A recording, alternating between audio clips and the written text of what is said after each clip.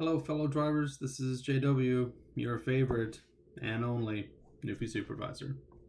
This is your toolbox for July the 2nd. My core value for today is positive attitude.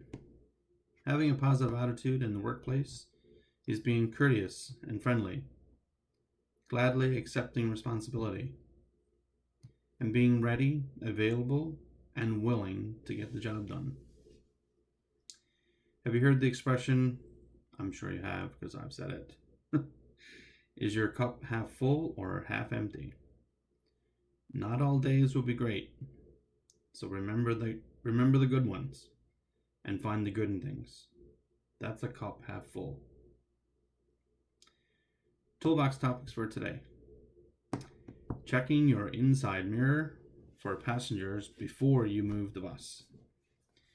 It is imperative that you check your inside mirror once you're loaded and once you've unloaded to be sure that there are no passengers left standing or walking up the aisle.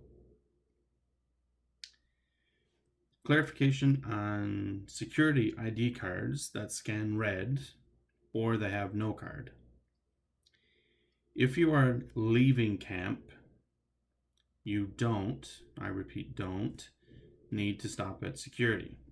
However, if you are returning to camp and you have a passenger that scans red or doesn't have a card, you must stop at security for them to attempt to scan.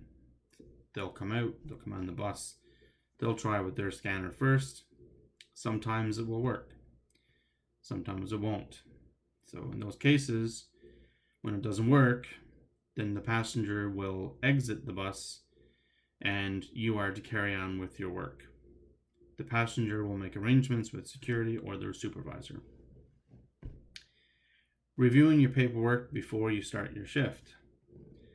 Please take the time before your shift to review your work so you know your stops and you have your signs for the applicable stops. Figuring that out 5 minutes before your departure time is not being resourceful. Note the core value. And it potentially causes service interruptions, which we don't want. So, check with dispatch or your supervisor if you have any questions about your work or notice that you don't have a sign for the stop in your binder. Stop 124 and those passengers.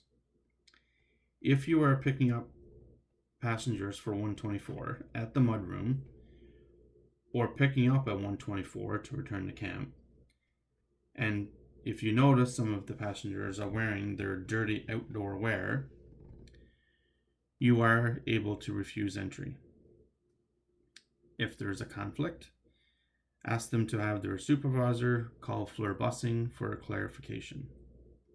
That said, I plan to be at 124 tomorrow afternoon, and I've left a note for my colleague Chaba to assess things in the morning and monitor those passengers while boarding.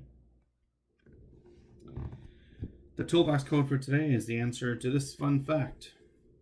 What year, on this day, July 1st, were the first Canadian coins minted? They were 1, 5, 10, and 20-cent pieces. The answer is in 1858. That's when the first Canadian coins were minted. So that is your code, 1858. That's it, folks. Be safe out there.